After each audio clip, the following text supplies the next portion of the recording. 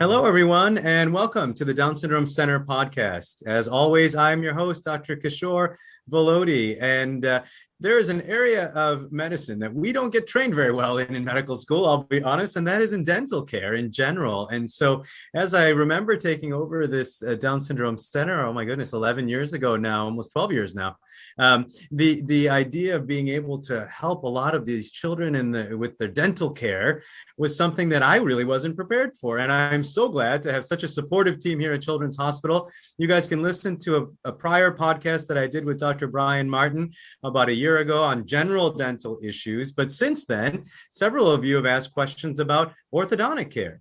And what are the ways that kids with Down syndrome could perhaps benefit from orthodontic care? And so I am so excited to have on the podcast today Dr. Lindsay Schuster, who is here to share with us her experiences on working with children with Down syndrome and orthodontics. So Lindsay, thank you so much for joining us on the podcast. Great. Thanks for having me. It's a pleasure. Yeah. Yes. And so maybe we could start off, if you would, just tell us a little bit about who you are, your training background, what you do these days, those types of things. Sure. So I'm a full-time clinical academic practicing orthodontist with the Children's Hospital of Pittsburgh. I primarily work with the cleft lip and palate and craniofacial center, treating children who have medical needs for orthodontic care. So I work really closely with the pediatric dental team, Dr. Martin, as you referenced, their residency in the plastic surgery team here at Children's. So I went through some extra training. So our training as dental specialists is similar to medical school, where we do our 4 years of dental school in our case, several years of residency, and then I moved on after a few years in private practice to do a fellowship in cleft and special care orthodontics at New York University. So I've been in Pittsburgh for 9 years now with the team, so it's kind of incredible. It's been an incredible journey. And what you do there, is it primarily, are you working with like a general population, or do you have more of a specific focus in kids with maybe any kind of developmental disabilities, things like that? Sure. So as I mentioned, primarily it's with the team, cleft lip and palate team, craniofacial team. So I would say, I don't have the hard numbers, but I would say probably over 50% of my patient population is affected by cleft lip and palate. There are a number of other facial syndromes, craniosynostosis syndromes, Treacher-Collins, just a traumatic considerations. I do have a kind of routine orthodontic practice with siblings and parents even. So I have treated a number of patients with Down syndrome, and I'm really glad you reached out to me. It's definitely, as I was preparing for this, there's not a whole lot of information out there on orthodontics and Down syndrome. So it's good to be here. Yes, I'm so glad that you're here with us today. And so I guess what would be, from your perspective, what are some of the more unique aspects when it comes to orthodontics in kids with any type of developmental disability, Down syndrome included? What are some of the unique things that you run into in your daily Sure. practice? Yeah, it's a great question. One thing about orthodontics is it's somewhat elective care, right? If a child can chew fine, speak fine, there are certainly some considerations where someone's oral health can be affected if their bite is bad, but by and large, it's somewhat elective. It's something that can be delayed until the patient's tolerance. So contrary to dental care, where someone could get a severe infection if they don't have that care, orthodontics, the consequences of not having treatment aren't so significant. So often we'll spend a lot of time. There's this principle in dentistry, tell, show, do. So spend a lot more time preparing the patient if they're nervous, showing videos, kind of giving them a tour, for instance, if they have to get an x-ray of what the x-ray machine looks like. And if we're not able to obtain or provide any treatment that day, that's what we've accomplished within the visit, is just kind of desensitization. Mm-hmm. So other considerations, patients that have developmental delays, Sometimes the care goals are just different. I kind of use the analogy in orthodontics. We always aim for an A+. That's where we want to complete the care, but sometimes the A+ is not practical or worth it, and a B+ is great because the teeth might be straight, the bite is more functional than it used to be. So I would say those are some of kind of the general considerations. So it's not so much just like a cosmetic approach. When you think of orthodontics, it's a functional approach, right? How their bite is functional with the way that their teeth are. Am I getting that correct? Yeah, that's a great way to conceptualize it. So I get a lot of consultations for second opinions, things like that, having to be practical about care if it's a patient that has medical diagnosis or behavioral considerations, things like that, about making the distinction between something that's maybe more cosmetic, having straight teeth and a smile, which is very important too for specifically if someone's feeling perhaps self-conscious of their teeth or their smile or things like that, versus that plus perhaps functional. So if there is a bite where it's impacting the gum health, the ability to chew, the ability to speak, there are certainly very real medical necessities in orthodontics. And specifically with the population we work with, a lot of the orthodontic preparation actually prepares for surgeries that the patients are having. So as we think about just in our population that we're thinking about here in kids with Down syndrome, are there particular issues that you see or run into where you would recommend orthodontic or at least consideration of orthodontic treatment? Yes, certainly. A lot of times patients with Down syndrome might have some eruption problems with the teeth. Whether they're not erupting properly, they become impacted or stuck in the bone, as I call it. The bite can be affected, which can affect functioning, breathing, speech, eating, things like that. So certainly there can be considerations.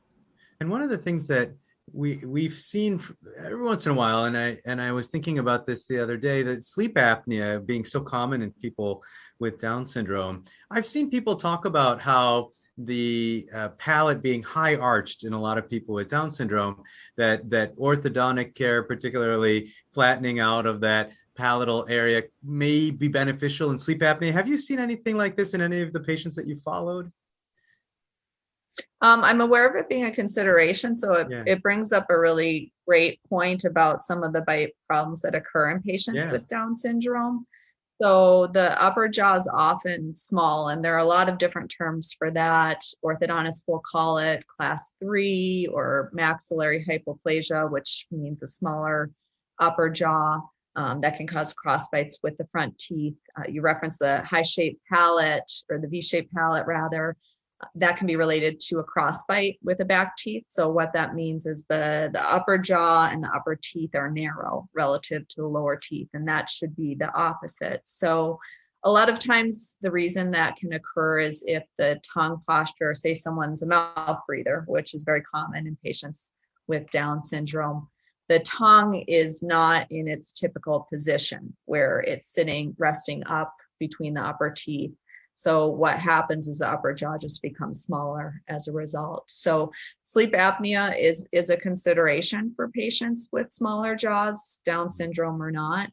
So it's certainly orthodontic treatment, and sometimes interdisciplinary treatment with surgeons even to make the upper jaw wider or larger. Depending on the patient's age, that's something that might be considered when someone's fully grown. Orthodontists often do treatment in 2 phases. So a first phase treatment might mean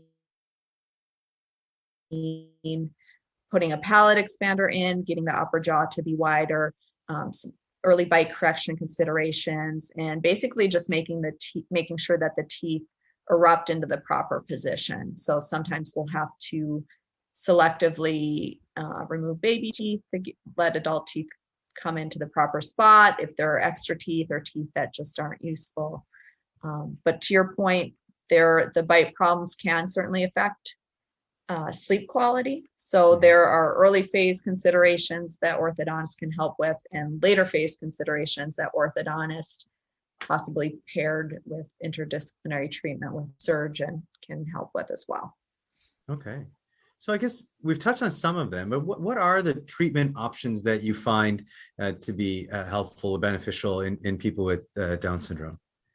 Sure. So the American Association of Orthodontists recommends that every person, every child be assessed by an orthodontist by age 7. So it's not that everyone's going to need treatment at that stage, but it's just to head off any early considerations, and it can set someone on a better path for their ultimate orthodontic health. So specifically for patients with Down syndrome, there are a number of considerations. So the dental eruption, the timing of teeth coming in can be delayed, both with baby and adult teeth. So that's one consideration. Missing teeth, it's up to 20 times more frequent in patients with Down syndrome. So that's a consideration and something that orthodontists kind of quarterback and monitor over time. With helping the teeth come in, we call it, the way we term it is eruption guidance. So just guiding the teeth to come into the mouth at the proper time and proper position. Oftentimes patients with Down syndrome can have smaller teeth and smaller roots. So the orthodontist can help select if the tooth is going to be a good long-term tooth, or if it's tooth that's maybe crowded. It's kind of sometimes I term it the least valuable player. And if it's not going to be a long-term tooth for the patient, I referenced as well impacted teeth are a consideration. So teeth that just aren't able to come in on their own, they're stuck in the bone is how I describe it to parents. Orthodontists can help align those, get them into the proper position with the rest of the teeth. And just tooth position. Sometimes they're transposed, they're flip-flopped with their neighbor teeth, things like that. So early considerations really are surrounding eruption guidance. I kind of term it taking a dental inventory, seeing what your patient has in terms of teeth, what they might be missing, and how to help them come into the mouth. Early care considerations for anyone include that in looking at early bite problems, specifically for patients with Down syndrome, cross bites. So related to that small upper jaw, related to the tongue posture, and cross bites, the V-shaped palate, those considerations. One of the questions that comes up very, very frequently in my clinic, especially as the kids get to be older and maybe a little bit more conscious about their teeth position and things like that, is the bracing and using braces to help to straighten the teeth and make the bite more functional as well. What are some tips or tricks that you have found, especially in kids with a lot of oral sensitivities, which often happens in people with Down syndrome? What are some ways to help them tolerate that better? Do you have any tricks for our families? Yeah, so we have a lot of tricks. So one thing, like I referenced earlier, is the tell, show, do, just desensitization, not necessarily undertaking treatment right away, just having the goals of some of the early visits being taking a look, taking an assessment, talking to the parent and the child in their terms so they can understand it, what their treatment options might be, how that might affect the looks of their teeth, the function of their teeth, and really get them on board and consider what their goals are. We had one patient that we had all the consultations, and she said, you know what, I don't really mind that I have this crossbite with my front teeth. I don't want a jaw surgery. I'm on CPAP, but that's going well for my child. So in that particular case, we elected to not do a jaw surgery course. So yeah, the tell, show, do is one thing. It's really tolerance dependent. There's a range. Certainly, I think that a lot of patients, once there's the time and the comfort and they're wanting treatment, we're often surprised. Patients that we don't think can tolerate treatment ultimately become some of our best patients. So that's one thing. It's a lot of times, like I said, we can delay treatment, wait till they're older. There are other reasons aside from treatment tolerance to consider that. One might be if the child's in speech therapy, things like that. Sometimes orthodontic appliances can be a consideration. There are just a lot of technological advances in orthodontics, especially these days. So traditionally, orthodontists will get study models or molds of the mouth where we put kind of I describe it as like a Play-Doh material up against the teeth, and it has to sit there for half a minute to a minute. So we have fast set materials that do that, but also it's very frequent that orthodontists have a 3-dimensional camera in their office that takes the place of those molds. So that's a tolerance thing. Some of the materials that we use, we can kind of do shortcut type materials that work faster than the traditional materials. So we're not having to spend as much time in treatment. This one really depends on the patient's tolerance, but there is clear aligner therapy where it's not traditional brackets that are on the teeth. So that might be an option for someone who has more sensory considerations, brushing considerations, and gum disease can be a big consideration with patients with Down syndrome. So that's an option to keep brackets off the teeth, which does make brushing that much more important, and food gets caught, things like that. Yeah.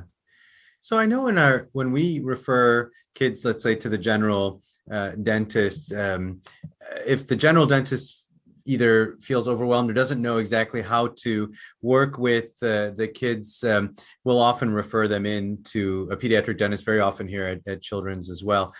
From an orthodontic perspective, is that something that you would offer here at Children's as well, where if a child is not able, let's say the general orthodontist is not able to work as well with the family's looking for another way of approaching orthodontic care, is that something that would happen at Children's as well? We do have a number of patients that get referred to us even from other orthodontists.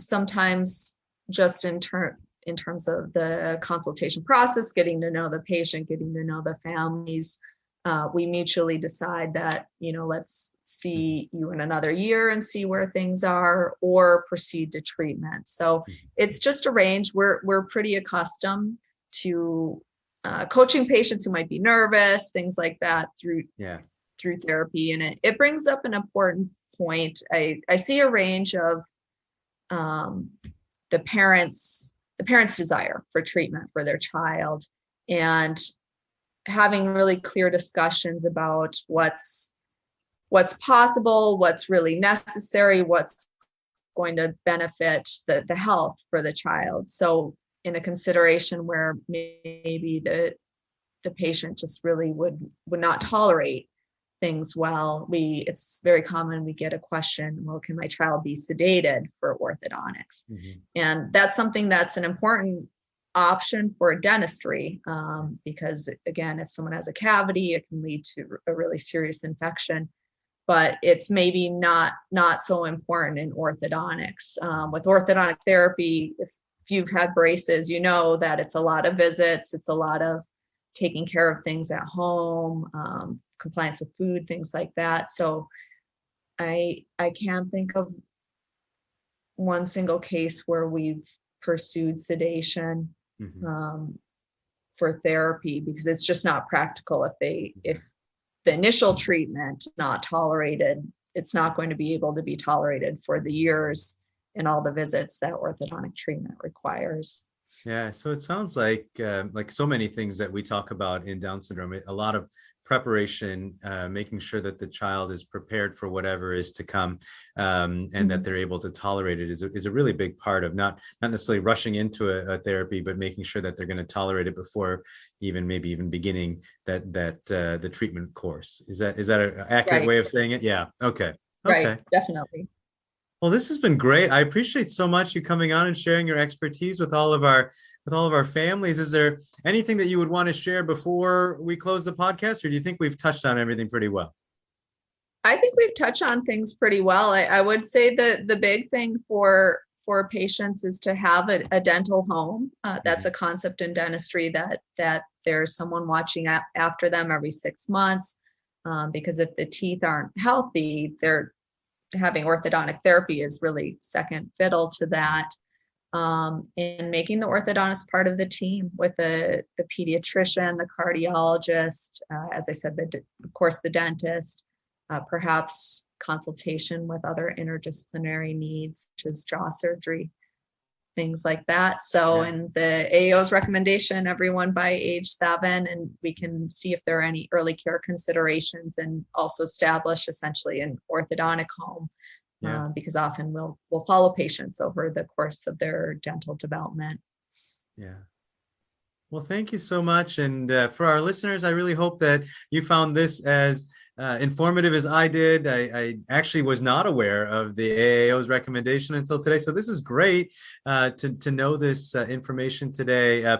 For our listeners, I thank you for those who have sent out these questions or even asked me in person about getting some more information out there about orthodontics. And I hope this was helpful for you as well. But until next time, if you have any topics that you would like us to discuss, please send us an email at downsyndromecenter@chp.edu. We'll be glad to find experts like Dr. Schuster to be able to go over whatever topic it is that you may want us to cover. But until then, bye-bye.